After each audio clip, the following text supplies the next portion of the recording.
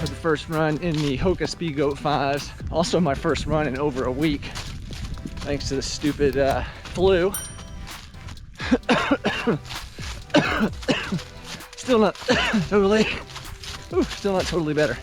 So yeah, last Monday I woke up with a fever, just feeling like total crap.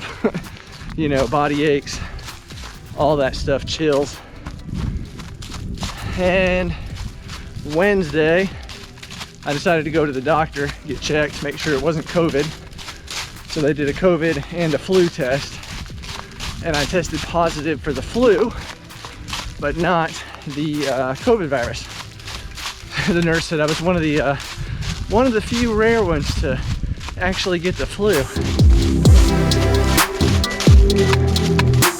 Right here, I've been out today marking a new section of trail. I think I got about a little over half mile marked, and then my wife came out and helped me do some of the rough cut in, and we got this much done, which was a lot more than I was expecting to get done. I'm glad she came out and helped. But when this is done, this is going to add a really nice single track trail section to our trail. Just got to cut a couple trees, and so this is the end here for now, and it's going to cut up that way a lot, go back that way, and then come back down, enjoying where it crosses that really muddy section.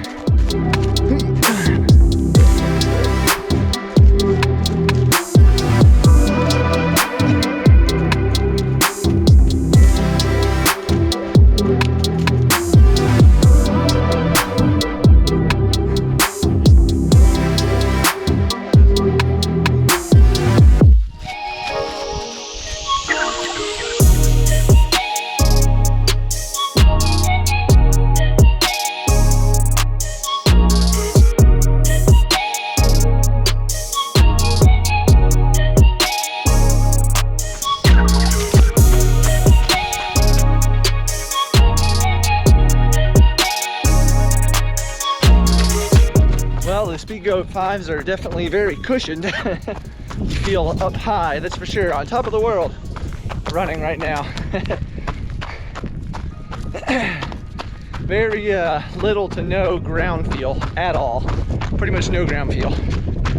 But that's what you expect in a Speedgoat. You expect protection from the rocks, grip, and yeah, that's what you're gonna get.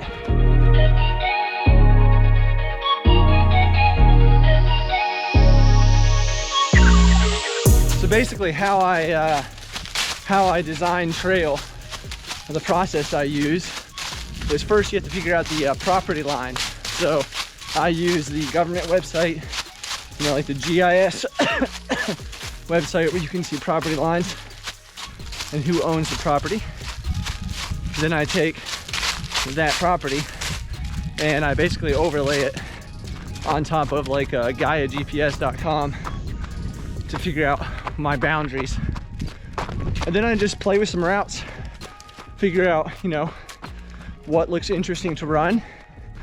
And then I go out in the woods with the phone, you know, in my Gaia GPS app, and I walk it and generally modify a lot in the field. So not actually, you know, using what I designed on the computer, but kind of just a rough blueprint idea. And then as I'm walking it, you know, I take my survey tape and I mark it, and then I go back out with the tools and actually cut it in. And that's the process to, for me at least, how I design trails. As a trail maintainer builder, you know, I want to design a trail that's fun to use, but also not ridiculously hard to cut in. So basically that means, you know, trying to find a path of least resistance. If there's a natural terrain feature that lends itself to a trail, whether that's, you know, an old tree that had fallen and left a nice straight area, or a game trail for some deer, then, you know, follow that. Try to be as little, cause as little damage as possible to the environment, and work with what's there.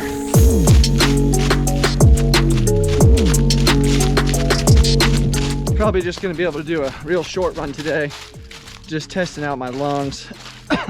Still coughing quite a bit and just a good bit of phlegm, so don't want to push it. I really need to be able to start training tomorrow, and it's a little cool right now, and I think the cool air is one of the big problems right now with my chest. So probably just going to finish this lap and be done. Just 2 laps, which will be about, I don't know, 3.6 miles, something like that. Nice and easy.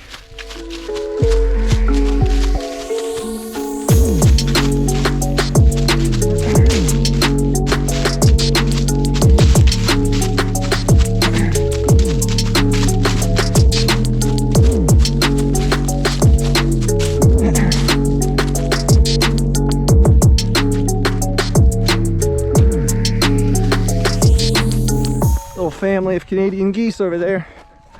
I think that might be their baby. I don't know, there's a baby somewhere. That's a big one. Hey goose. Geese.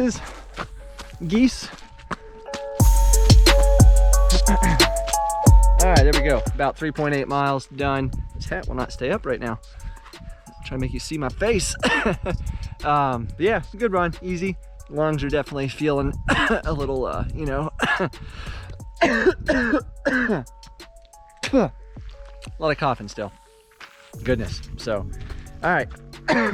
Well, should also mention my wife finally got her surgery appointment scheduled.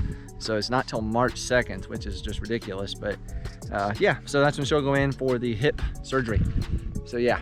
I gotta get inside. Warm up my chest a little bit. So thanks for watching. Appreciate you all. Hope you had a great weekend and have a good week. And I'll talk to you on the next one. Yeah.